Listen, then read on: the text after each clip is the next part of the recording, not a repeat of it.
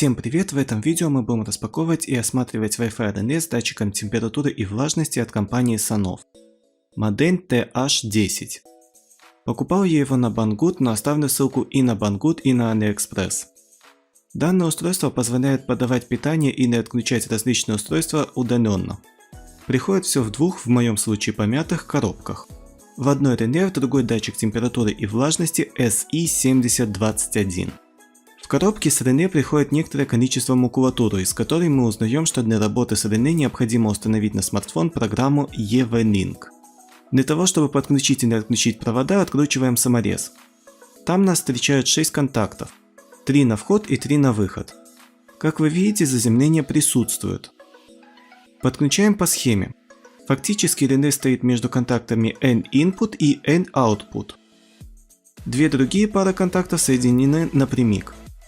Для того, чтобы вставить провод, необходимо нажать на белую штуку сверху, но пальцами это делать сложно. Я нажимал прямой отверткой, думаю, вырезы сделаны специально для этого. Включаем в розетку. Перед первым подключением обязательно отключаем на смартфоне мобильный интернет и включаем навигацию.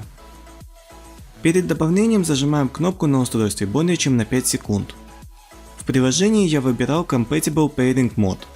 Далее указываем домашний Wi-Fi и ожидаем подключения. После подключения даем имя и начинаем пользоваться. В приложении есть два режима, ручной и автоматический. В ручном режиме можно включить и отключить реле, задать циклическое включение и отключение подачи электричества, установить таймер на включение или отключение подачи электричества, включать и отключать электричество по расписанию, максимум 8 таймеров. Поделиться возможностью управлять устройством с кем-то другим. В автоматическом режиме исчезает возможность ручного включения и отключения электричества. Вы задаете температуру или влажность включения и отключения реле, и он начинает работать сам. При этом можно задать, будет ли реле включаться при показаниях вышеуказанных или ниже указанных. Также есть возможность указать гистерезис. Что самое чудесное, расписание в этом режиме также работает. Ну и как пример применения.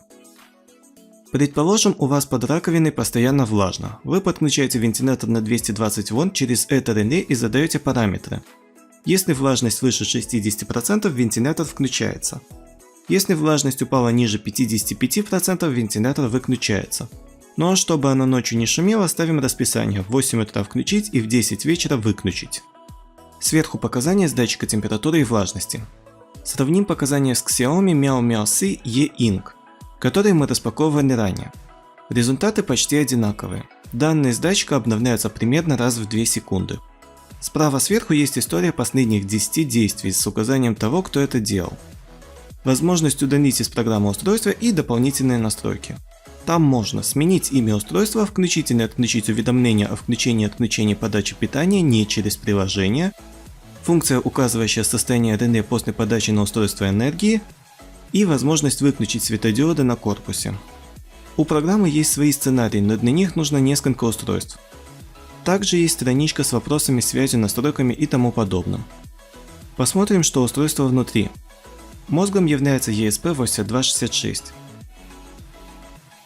Ощущение, что паяли вручную, задели один из элементов, флюс не отмыли. Ну и внутренности сенсора. На обратной стороне ничего нету. Подписывайтесь на канал, ставьте лайки, дизлайки, оставляйте комментарии. На этом у меня все. Спасибо за просмотр и удачных вам покупок.